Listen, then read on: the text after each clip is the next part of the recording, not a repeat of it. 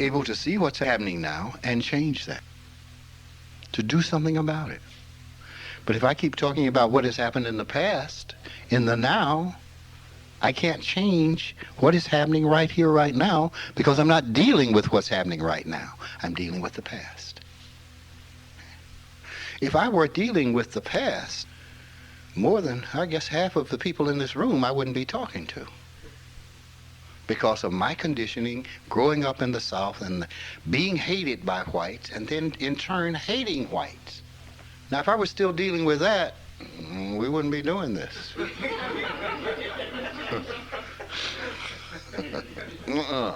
We wouldn't be doing this. I'm not dealing with that. That's insanity. That's madness. You come to me, I talk to you. Does it seem that I care what color your skin is? Does it seem that I care what your sex is? I don't. There are men who come up and kiss me on the lips. I kiss them on the lips. I don't want to sleep with them. It's just a kiss. And even if I did, so what? So what? I hear this from people all the time. Those gays. Well, I didn't think he was gay. I thought he was just slightly happy. You know. They might want to sleep with you. So, they might not. You know, they have choices like everybody else. They may not like me. So what? Is the issue. So what? What does that say about you? Nothing. But what does your reaction say about you?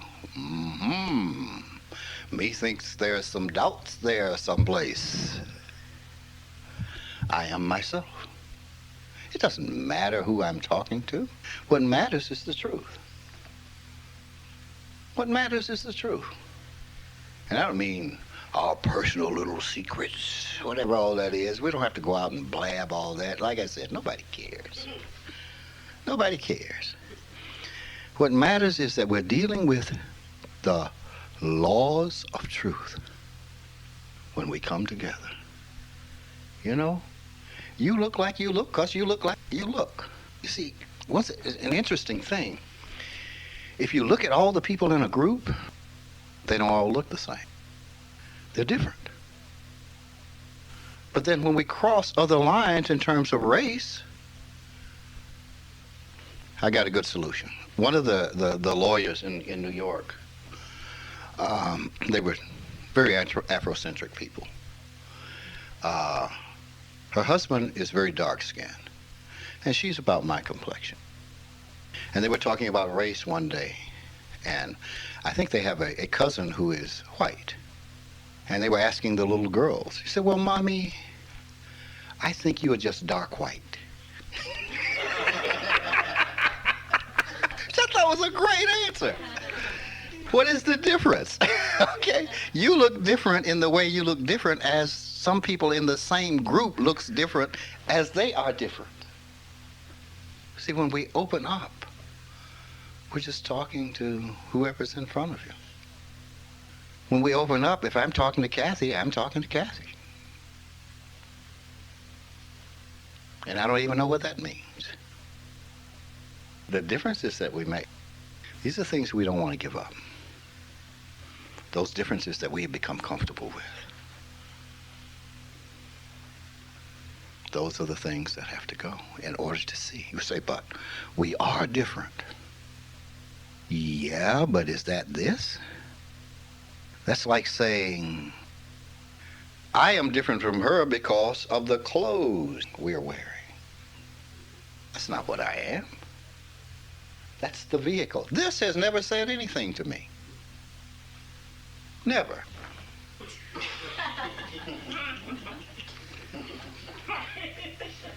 Don't hear anything. What I am has no form. Having no form, it has no description. Therefore, there's nothing I can say about what I am. I can only be what I am. Now again, we're talking behind the habitual process. Behind this, all the opinions. Was I an ugly kid? Yeah. I was an ugly kid. I had this big nose with this big bump that always sat right on the end of it. This huge pimple. And these ears I could have taken off at any moment. Tower, this is Ananda. We just get the flapping fast enough. But one day something occurred to me. I've always was fascinated by women. Women liked me, in spite of my being ugly. It occurs to me, well, it doesn't matter what I think, does it? It matters what, hey, okay, maybe I'm not so bad. But if I were choosing a man, it wouldn't be me.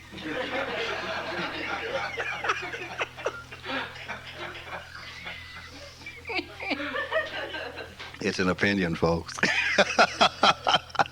Seeing that I'm not, let me shut up. Let me just shut up and enjoy what I am. This is the point. Our opinions of ourselves don't always work. We're not set up to be judges of the world in that way, even of ourselves. Even of ourselves. When we accuse others, it's us. If you're saying others think you're stupid, it's because you think you're stupid. If you are saying others think you're ugly, it's because you think you're ugly. Now, it's a pretty harsh judgment of oneself. That we have to go through life proving otherwise. I've got to go down, get a big cut, get some plastic put up in there. Hi, boys and girls. Those of you who watch Boats of the Clown will get that. It's just sitting up there, and you go, are they real or fake? They're fake, man. They're fake, because things are just sitting there. You see, this says, I'm not happy with me. I think I'm ugly. I need to look more like that. I do? Why? I'm sure you're not going to find a reason why. It's because you think that that is beautiful in opposition to thinking that you are also beautiful. When I only think of it one way, that says something about what I think about me. They are beautiful, I'm not. And the shock of my life, after the awakening and after the crying and the laughing, I looked at a woman that I once thought was really beautiful, and she just looked like a small boy. Whoa. Then all that was in here. That if I'm going to care for her, I have to care for her for what she is. Wow. Wow. This is the beauty of life. It's not about this, because this is an opinion. Amazing how it changes. Amazing how it changes. Amazing how, looking at the truth, you've got to accept it and still love it for what it is. Not the illusion, what it is. Wow, that's a heavy thing. We'll look at a dog. We'll look at an Afghan. Long hair, looks like a model. And then we'll look at a Shar-Pei or a bulldog and go, ugh. And some embrace the bulldog or the Shar-Pei. Why? Because all that is a matter of opinion. And it's that opinion that often does not allow us to have what we want. We're looking for someone to love us and to treat us, and we turn them down because they look like a Shar-Pei.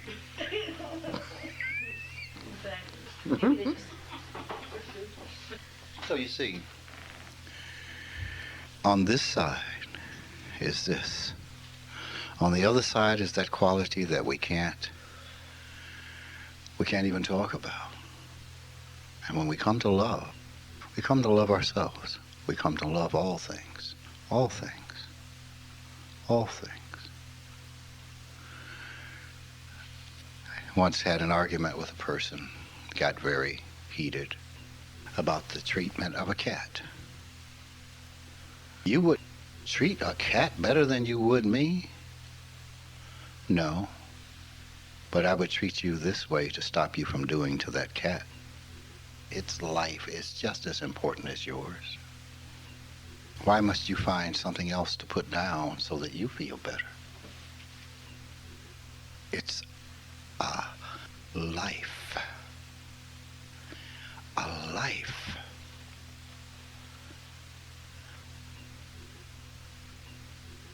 These are the things we must be careful of. If we are to have our life the way we say we want it, if we are to create it in the way we want it created, if we're going to be loving, then be loving. It happens. Life will be loving back. If you want to really use intelligence to solve problems, then you have to do that. If you allow your personal emotional stuff to get in the way, your life is going to be very negative. You're not going to arrive at the solutions that you want to arrive at because you're not dealing with that. You're dealing with your personal, emotional, habitual behaviors. And then people look at you like, what? What? Because we don't deal with the issue. We want to solve problems. There are problems to be solved in this world today, and they are very important. We've got to solve the problems between us that appear to be between us. We've got to do that. We've at least got to lift it to a level where it's manageable. It's a very difficult time. It is a time between the ages. It is a time, the energy of the time is very confused. The great masters of the past, over the years, their message has been confused by people. It is time for a new message. Not that the old message was wrong. It's just you have to bring it to a new attitude, an attitude that is different in ways that it was not different in the past. How do we do that? By our being it. Otherwise, we're just giving lip service. We're just giving lip service. And that's crap.